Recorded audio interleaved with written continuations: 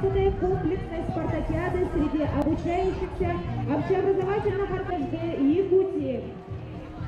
Приветствуем сборную команду Алданского района под руководством Сергея Анатольевича Шевченкова, заместителя директора по учебному воспитанию. По доброй традиции в середине июня месяца проводится финал республиканской спартакиады комплексной «Олимпийские надежды Якутии» среди школьников Республики Саха-Якутия. Спартакиада проводится по 15 видам спорта. В финале в течение недели проводятся соревнования по 8 видам спорта. В финальном этапе принимают участие почти 1200 школьников, 26 команд муниципальных районов и городских округов. Лучшие из лучших школьников республики принимают участие в спартакиаде.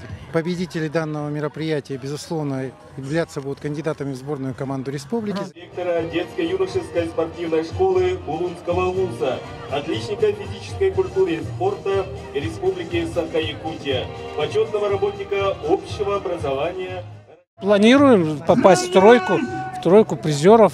У нас сильная легкая атлетика, пулевая стрельба, бокс. Посмотрим, как будет. Северное Магоборье, сильная команда, они призеры даже России. Олега Германовича Александрова, заместителя директора детско-юношеской спортивной школы. Атлетика, дистанция 400 метров, на ней я занял 6 место. А также это 4, эстафета 4 поста, мы заняли 3 место. Спортивный привет команде Аймеконского ВУЗа. Общекомандно я не знаю. Свою команду как оцениваете? Это хорошо, отлично. Я принимаю участие в прыжках в длину и в национальных, и бегаю 100 метров. Наверное, на третье, на второе место будем рассчитывать. Мы приехали с Булунского ВУЗа.